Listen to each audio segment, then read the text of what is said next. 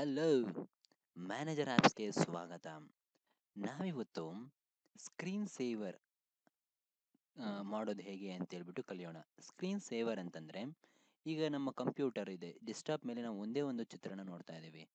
ಅದ್ರ ಬದಲಾಗಿ ಬೇರೆ ಬೇರೆ ಚಿತ್ರಗಳು ಬಂದು ಸ್ಲೈಡ್ ಆಗಿ ಹೋಗ್ತಾ ಇರೋ ಹಾಗೆ ಅದನ್ನು ಸ್ಕ್ರೀನ್ ಸೇವರ್ ಅಂತಾರೆ. ಸೊ ಅದನ್ನು ನಾವು ನೋಡೋದು ಹೇಗೆ ಅಂತ ಪರ್ಸನಲೈಸ್ಗೆ ಹೋಗಿ ಇಲ್ಲಿ ಸ್ಕ್ರೀನ್ ಸೇವರ್ ಅಂತ ಇದೆ. ಈಗ ನನ್ನಾಗಿದೆ, ಸ್ಕ್ರೀನ್ ಸೇವರ್ ಮೇಲೆ ಕ್ಲಿಕ್ ಮಾಡಿ. ನಂತರ ಈಗ ನನ್ನಾಗಿದೆ.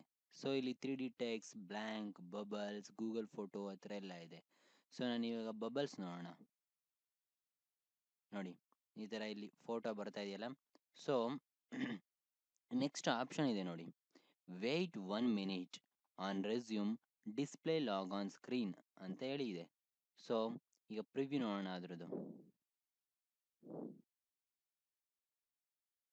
ನೋಡಿ, ಬಬಲ್ಸ್ ಬರ್ತಾ ಇದೆ.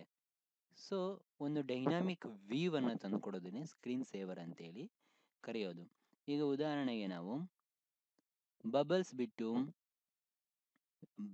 ಟೆಕ್ಸ್ಟ್ ಕೊಡೋಣ, 3D text. Okay, 3D text preview ನೋಡೋಣ. ನೋಡಿ, ಇಲ್ಲಿ ಹ್ಯಾಕರ್ ಸೂನ್ ಅಂತೇಳಿ ಬರ್ತಾ ಇದೆ. ಸೊ ನಾವೀಗ ಅಲ್ಲಿ ನಮ್ಮ ನೇಮನ್ನು ಬೇಕಾದ್ರೆ ಕೊಡ್ಬೋದು. ಸೆಟ್ಟಿಂಗ್ಸ್ಗೆ ಹೋಗಿ ನೋಡಿ, ಇಲ್ಲಿ ಹ್ಯಾಕರ್ ಸೂನ್ ಬದಲು ನಿಮ್ಗೆ ಇಷ್ಟವಾದ ನೇಮ್ ಕೊಡ್ಬೋದು. ಉದಾಹರಣೆಗೆ ನಾನೀಗ ಇಪ್ಕಿಸ್ ಅಂತ ಹೇಳಿ ಕೊಡ್ತೇನೆ. ಸೊ ಓಕೆ, ಆ್ಯಂಡ್ ಪ್ರಿವ್ಯೂ ನೋಡೋಣ. ನೋಡಿ, ಇಪ್ಕಿಸ್ ಬರ್ತಾ ಇದೆ. ಸೊ ನೀವು ನಿಮ್ಮ ಹೆಸರು ಕೊಡ್ಬೋದು ಮತ್ತು ಬೇರೆ ಬೇರೆ ಸೆಟ್ಟಿಂಗ್ಸ್ ಮಾಡ್ಬೋದು. ಸೊ ಕಂಪ್ಯೂಟರ್ 1 ನಿಮಿಷ ಆದಮೇಲೆ ನೀವೇನು ಕೆಲಸ ಮಾಡ್ತಾ ಇಲ್ಲ ಅಂತಂದರೆ ಸ್ಕ್ರೀನ್ ಸೇವರ್ ವರ್ಕ್ ಆಗುತ್ತೆ. ಸೊ ಇದು ಸ್ಕ್ರೀನ್ ಸೇವರ್ ಬಗ್ಗೆ. ಧನ್ಯವಾದಗಳು.